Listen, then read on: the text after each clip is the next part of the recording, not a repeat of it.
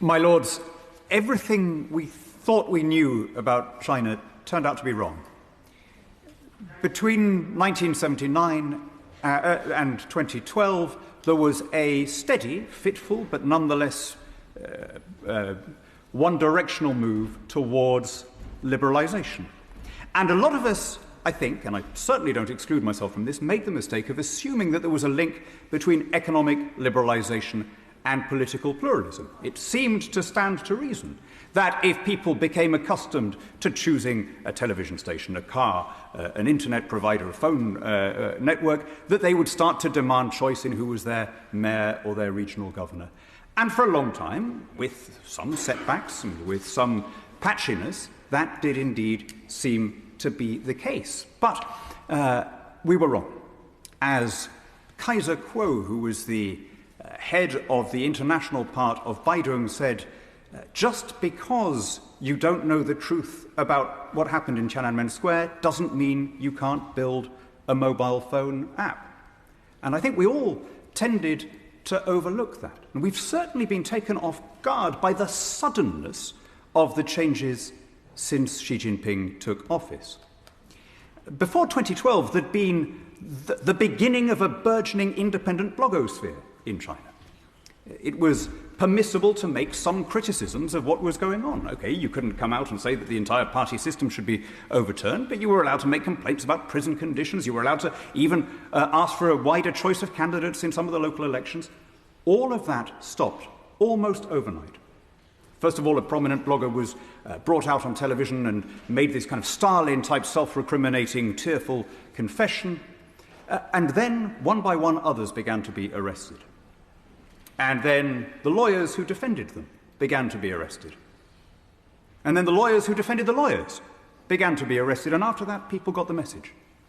And in 2013, the axe fell. The Supreme Court declared that if you spread an unhelpful rumour is how they put it, online, and it got more than 500 shares or more than 5,000 views, you might be liable to 3 years in a labour camp. Now, I think all of this passed us by in this country. I cringe when I look at what I was writing as recently as 5 years ago about how there were still these arguments going on in Beijing and how there were still more moderate figures from the Hu Jintao or the Jiang Zemin era. We absolutely missed the extent to which an autocratic regime was being built, a revanchist, aggressive and centralized dictatorship. It happened almost overnight. I sometimes think of that classic Simpsons episode where the Soviet Union comes back and the whole of the end of the Cold War is shown to have been a massive sort of maskirovka, and the Berlin Wall comes charging out of the ground and Lenin rises zombie-like from his tomb. Imagine something like that, but with modern technology. The Chinese have built a terrifying panopticon state in which some of the world's largest and notionally private companies, Weibo, Tencent, Alibaba, act both as proselytizers for the regime and employ people whose job is to propagandize, and, rather more scarily, as spies, monitoring online activity.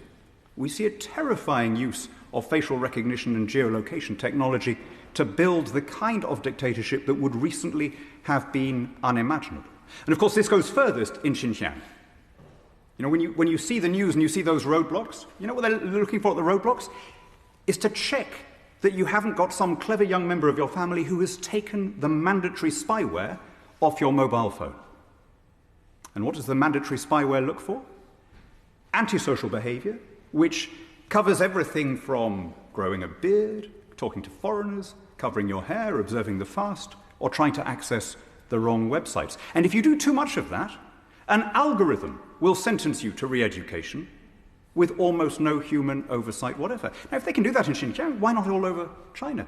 Or indeed, why not export that technology to any friendly dictatorship in their sphere of influence?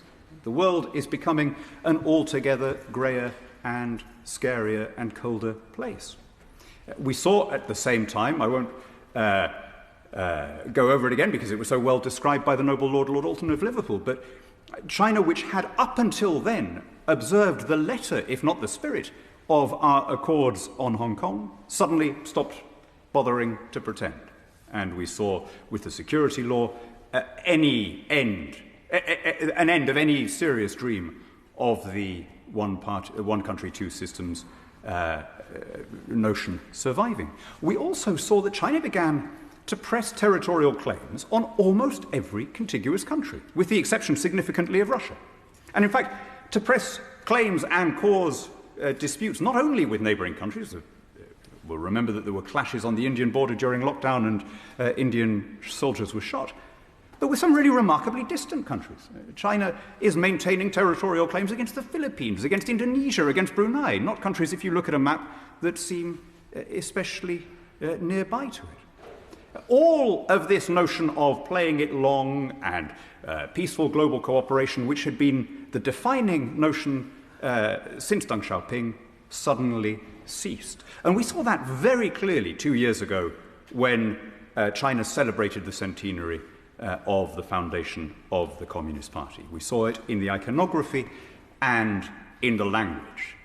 Xi Jinping spoke, as noble lords will recall, of foreigners dashing themselves to pieces against the mighty wall made up of 1.4 billion Chinese people. Marxism may have been ditched. The country may have adopted market mechanisms, but it remains hideously Leninist. There is still an absolute emphasis on the supremacy of the party and a disdain for any mechanisms of representative government. When Xi Jinping spoke at that centenary, he donned a Mao suit.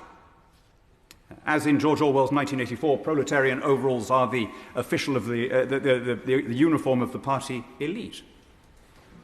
But tempting though it is to push the Orwellian analysis, I'm not sure it's quite right. For one thing, Orwell's telescreens didn't come close to the terrifying powers now being wielded by some of the spyware of Chinese tech companies.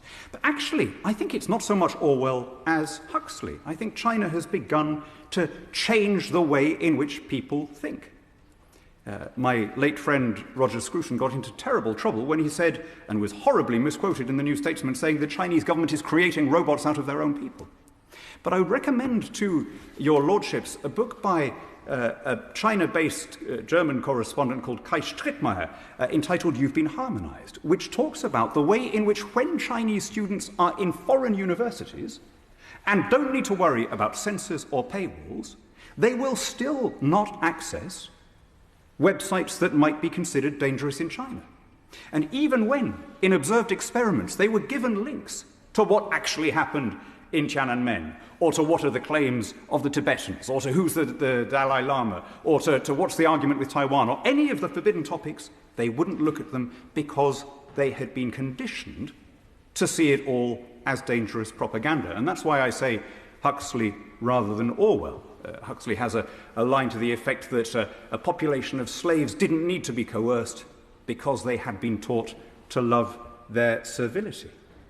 So what can we do about it? Well, I rather agree with the position set out by my noble friend, the Minister, in his opening statement. There's really not much point in engaging in economic sanctions of any kind. I mean, first of all, I generally think there's almost never any point in economic sanctions because they hurt the wrong people. They prop up dictators, they hit poor people in your own country and in the other country.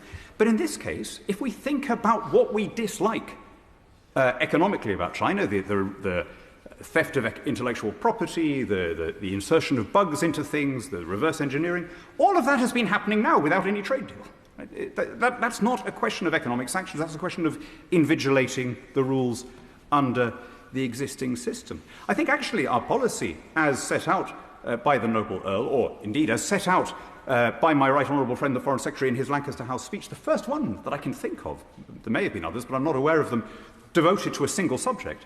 But the idea of being engaged regionally in CPTPP, in AUKUS, of standing by our allies, but of continuing to engage in Beijing seems to me, in a world where we are necessarily choosing among imperfect options and where our resources are not unlimited, seems to me about the most effective. But I want to finish with a point raised by my noble friend Lord Swire.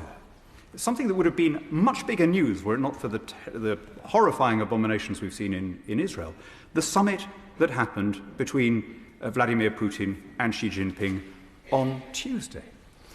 What we see there is, if you like, the illiberal powers combining quite openly and flagrantly against us. And it's a reminder of how limited our liberal democratic ideals turn out to be in their geographical reach. I think we like to imagine that our system of government was so obviously preferable to the alternatives, because nobody would want to live in a state where you can be arrested for saying the wrong thing or disappeared, or where rulers can make up the rules as they go along and ignore the law. We tended to think that that would just spread because people preferred it.